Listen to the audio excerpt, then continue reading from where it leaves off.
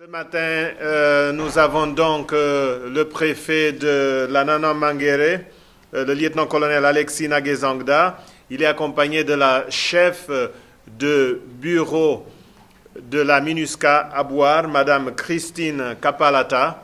Ils vont parler de la situation sécuritaire dans cette zone. Nous accueillons également des journalistes de médias locaux et de médias nationaux qui sont sur place, n'est-ce pas? Radio Maïgaro, Radio Siriri, mais aussi les correspondants de la RJDH, de Radio Ndekeluka. Nos salutations aux collègues de Bouar. Comme d'habitude, nous commençons cette conférence de presse avec quelques images qui ont marqué l'activité de la MINUSCA ces derniers jours. La première image, nous avons ce déplacement de la représentante spéciale adjointe à Bangassou. Elle s'y trouve pour un voyage de 2 jours. Également, parmi les activités, le déplacement du chef de la composante police de la MINUSCA qui est allé s'entretenir avec ces hommes, une inspection, n'est-ce pas, mais également le rappel de leur mission. Parmi les autres activités, dans la semaine. Bougez la prochaine image, s'il vous plaît, des patrouilles de la force de la MINUSCA dans une ruelle de Bria, dans le cadre de la sécurité. Des images, une autre image, s'il vous plaît. Les statistiques des violations des droits de l'homme au cours des 7 derniers jours, entre le 24 et le 30 décembre. Des images de Bouar, notamment des édifices réhabilités dans le cadre de projets à impact rapide. Ici, nous revenons sur l'image précédente. Nous avons la maison communale de Yelewa et le collège de Niem.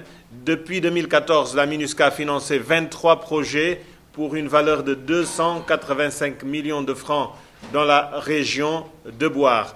La prochaine image nous montre des jeunes de cette localité, des jeunes qui font partie des principaux partenaires de la MINUSCA dans les efforts de promotion de paix et de réconciliation.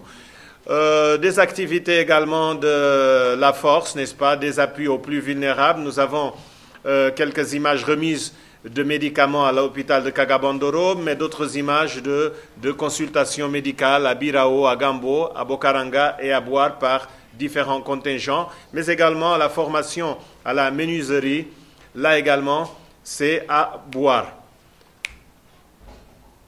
Et pour finir, cette image de la semaine qui vous concerne, journalistes, c'est cette séance de sensibilisation et de formation de journalistes sur le fonctionnement de la Cour pénale spéciale. Elle a eu lieu la semaine dernière à Bangui, organisée par le PNUD, mais également la CPS. Avant de passer la parole à Bouar, nous allons parler de quelques activités très rapidement de ce qui s'est passé ici au siège. La représentante spéciale adjointe, comme nous l'avons dit, se trouve à Bangassou pour une visite de 2 jours.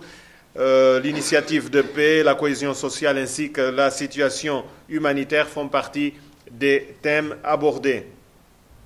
Nous avons parlé également du déplacement du chef de la composante police à Bouar pour une mission d'inspection et de sensibilisation des unités engagées sur le terrain. L'objectif, c'était de voir un peu les conditions d'engagement, mais aussi de rappeler aux policiers de la MINUSCA leur devoir de protection des populations civiles ainsi que l'appui opérationnel aux forces de sécurité intérieure. Vous le savez, depuis le 12 janvier, la MINUSCA mène une opération dans la région de Pawa. C'est dans ce cadre que depuis ce matin, le commandant de la force de la MINUSCA, le chef d'état-major des forces armées centrafricaines, ainsi que le commandant de la mission technique de l'Union européenne se trouvent dans cette ville. Le déplacement des généraux Bala Keïta, Ludovic Ngaïfe et Herminio Mayo intervient alors que la mission mène cette opération militaire et qu'une unité des FACA vient d'être déployée aux côtés des casques bleus. Nous vous donnerons plus de détails sur cette visite dans notre prochaine rencontre. Parmi les activités menées cette semaine très rapidement, le DDR avec la conclusion de la formation pour les 101 ex-combattants qui ont été démobilisés dans le cadre du projet pilote. La prochaine formation du deuxième groupe, qui est composé de 139 éléments, doit démarrer le 12 février. Les statistiques des abus et violations des droits de l'homme documentés à Bangui et dans le reste du pays entre le 24 et le 30, il y en a eu 71 qui ont affecté au moins 102 victimes. Il s'agit d'une hausse en raison de la recrudescence des abus des groupes armés, notamment les anti-Balaka, les ex-Seleka du MPC et du FPRC, mais aussi des détentions arbitraires. Les présumés auteurs sont d'une part les groupes armés, mais également quelques agents de l'État. En termes de justice, la MINUSCA salue la récente nomination par décret présidentiel le 8 janvier 2018 de 2 magistrats qui sont nommés juges internationaux de la Chambre d'accusation spéciale. Il s'agit de M. Kofi Kumelio Afande du Togo et de Mme Bernadette Wenkanji du Bénin. Ils arriveront bientôt à Bangui où ils prêteront serment. La mise en place de la CPS se poursuit. En ce moment, nous avons les équipes suivantes: 2 cabinets d'instruction, une chambre d'accusation spéciale, un parquet spécial avec le procureur spécial qui est international et le procureur spécial national adjoint et 2 substituts. En termes de justice également, nos collègues vous donneront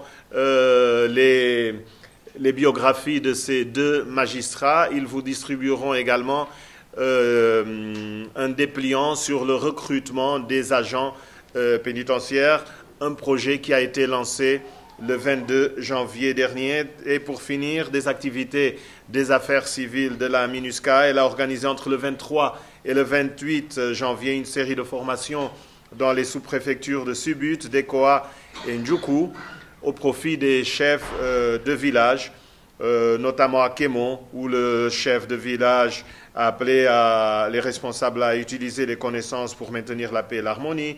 Lors de la formation à Galafondo, le conseil de village a été mis en place. Et dans les municipalités de Tilo et Gifa, c'est dans la sous-préfecture de Dekoa, il y a eu 60 chefs formés.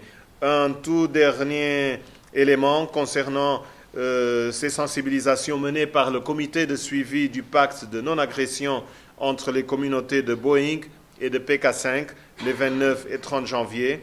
Suite à ces sensibilisations, les habitants ont appelé à une présence régulière des autorités nationales et de la MINUSCA dans leur localité et plaident pour l'aménagement des routes afin de permettre l'intervention de la MINUSCA et des forces de sécurité intérieure en cas de besoin.